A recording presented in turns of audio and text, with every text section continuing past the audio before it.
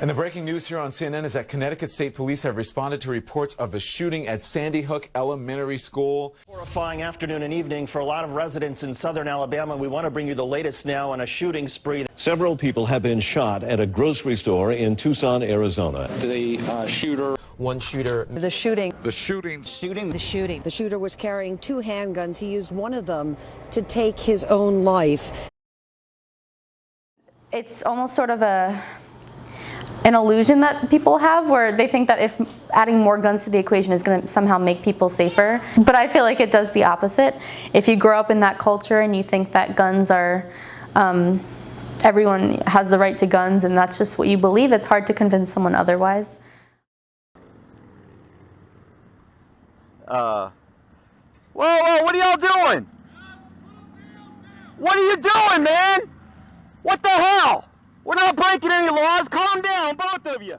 My name is Billy Landry. I'm a 4th-year RTF student at the University of Texas. I'm kind of on the fence about it as someone that shoots guns a lot and owns guns and is eventually going to get my concealed carry license. I'm completely cool with the fact that we're able to open carry if we want to, and within that legislation we're allowed to conceal carry like on campus or around town now, which is great. But it still makes me a little nervous. Like if I see someone with like a rifle or like a shotgun or something walking around campus, like I would definitely be nervous, but I'm glad that I guess you had the option to do so if you want to. You know, even if the law enforcement's right down the street, when things are going down like that, if there's a campus shooting, you know, it doesn't take all that much to harm other people and kill other people. If there are students or people on campus that are allowed to carry, they could de-escalate the situation or completely end the situation right there, and, you know, preventing further loss of life or, you know, having some kind of hostage situation or something like that. It definitely would be better than waiting for the cops, because that's what everyone expects. But you never know if someone's concealed carry. My name is Jesse Carpenter. I'm 33 years old. I'm a husband, a father of 2 boys. I'm 6th-generation Texan. My family owns a ranch in North Texas. That's how I got most of my experience with firearms growing up. The Second Amendment has been interpreted many different ways, but the way I see it is that it was written really almost pretty simplistic in that everyone inalienably has the right to bear arms. Now open carry, that's a whole different scenario, and as a business owner, I don't want anyone walking into my restaurant, you know, with a sidearm or a rifle slung over their back. It's going to make all the customers uncomfortable, and there's no reason for them to need to do that. I even feel kind of uncomfortable when police officers come in with open weapons sitting on their hips. They have a badge, and you know who they are, and that's fine. But at the same time, I don't like sitting there eating next to a gun on someone's hip. Like, I think those guys going downtown and walking, you know, making a statement open carry are a little ridiculous. Same time, you know, in a sense, the only reason they're out there doing that is because someone's telling them they can't. So they're trying to prove a point. At 21, still, I think it should be up to the individual campus. UT says no guns, no guns. A&M says yes guns, yes guns.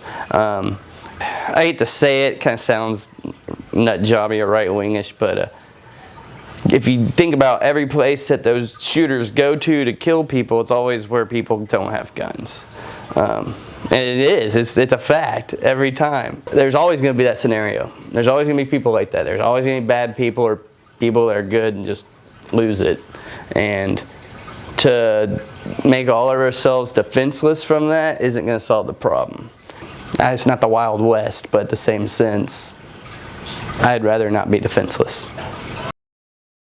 So my name is Danielle Vabner. I'm an incoming senior here at the University of Texas. I'm originally from Connecticut, Newtown, Connecticut, and I transferred here after my first year at a school in New York State. I think, like most of us, gun violence wasn't on my radar at all. I grew up in Connecticut, and I never experienced gun violence firsthand. I knew it was, you know, it was just as prevalent as it is now, but I never really heard about it, was never directly affected by it. And during my first year of college, when I was going to school in New York, My little brother was actually killed in the Sandy Hook Elementary School shooting completely out of the blue. Like, I can't explain how sudden it was, how shocking, especially coming from a town that always felt really safe. It was like the epitome of a safe town, and so that was just really shocking. And it took a while, but I mean, relatively soon after it happened, I knew I wanted to get involved just because it was something that I was so outraged by. And just, I wondered to myself how in a country that, you know, calls itself the greatest in the world, like how could something like that happen? Like a classroom full of kids and their teachers just killed just for being at school. So during the Texas legislative session, I was really heavily involved in that.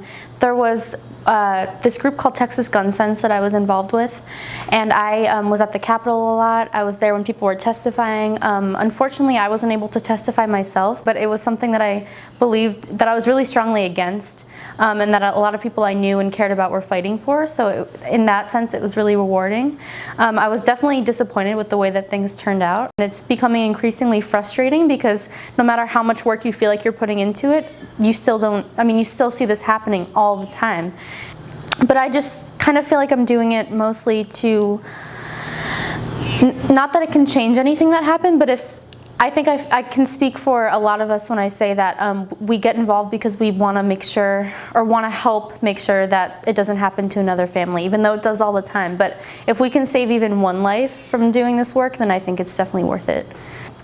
I mean, it's hard not to be really frustrated just with the lack of action that was taken after all of those kids, including my little brother, were killed. And it kind of feels almost like, you know, like I wanted to get involved in gun violence prevention to make his death have sort of a meaning. It really doesn't have one because it's, I mean, he was killed at school, he was in first grade, but it's like that's really all you can do at that point.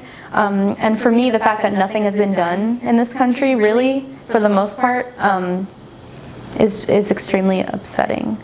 Yeah, I mean, I wonder all the time, like, how many more times does this have to happen before we decide it's enough? And I think a lot of people feel that way at this point.